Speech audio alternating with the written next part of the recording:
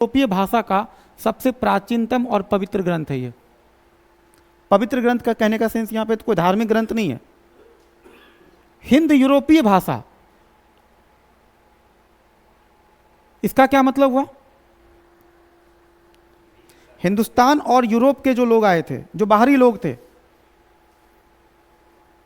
इन दोनों भाषाओं से मिलने से जो एक नई भाषा बनी थी, उस जमाने का जो भाषा था, क्या वो आज के संस्कृत जैसा भाषा है क्या? नहीं, वो संस्कृत से बिल्कुल डिफरेंट भाषा है। जो वेदों की लैंग्वेज है वो प्योर संस्कृत नहीं है। इसलिए उस भाषा को क्या बोलते हैं? हिंद यूरोपीय भाषा का सबसे प्राचीनतम और पवित्र ग्रंथ है। इसमें किस किस चीज के बारे में चर्चा है? इसमें अग्नि, इंद्र, मित्र, वरुण, इन सारे देवी देवताओं की स्तुतियां बताई गई है। स्तुति क्या होता है? उनको खुश करने के लिए जो मंत्र करते हैं कि हे प्रभु, हे जगन्नाथ। वो था ना एक वीडियो बड़ा अच्छा वायरल हुआ था, बेचारा जो पानी में उधर से डूब रहा था, जो काफी वायरल भी हुआ था वो। ठीक है, ये स्तुति किन के लिए था? अग्नि के लिए, इंद्र के लिए, मित्र के लिए। और आपको वैदिक टाइम में, वैदिक कल्चर आप पूरा भी पढ़िएगा, आपको कहीं भी कृष्ण का, राम का, शिव का, जिस भगवान को आज हम लोग जानते हैं, उसका चर्चा आपको देखने को नहीं मिलेगा। फिर सवाल वही होगा, अब कोई कहता है राम का जन्म कब हुआ?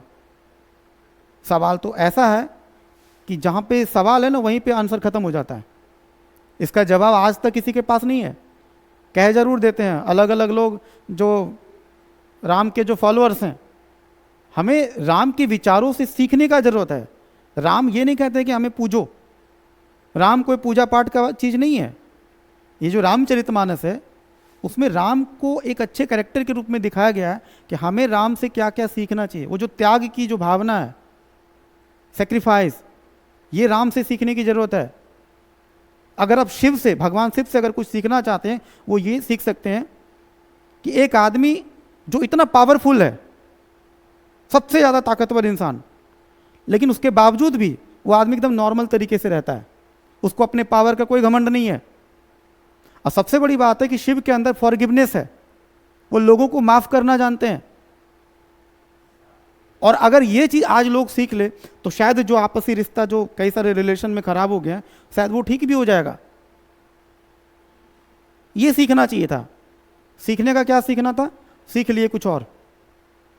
शिव जी को क्या क्या चढ़ाते हैं, राम जी को क्या क्या चढ़ाते हैं, कौन कौन सा मंत्र है, वो याद करके पूरा हनुमान चालीसा रट लिए हैं।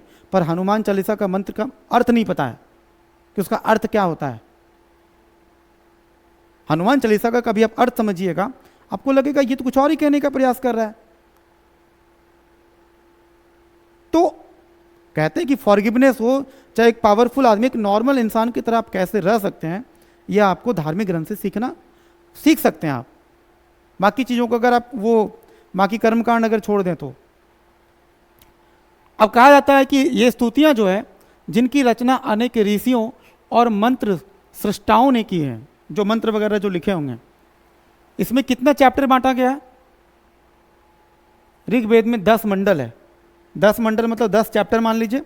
उस 10 मंडल में टोटल कितना मंत्र है? 1028। ये भी पूछा गया है कई बार, हालांकि अब सब क्वेश्चंस पुराने हो चुके हैं, अब ये नहीं पूछता है नॉर्मल।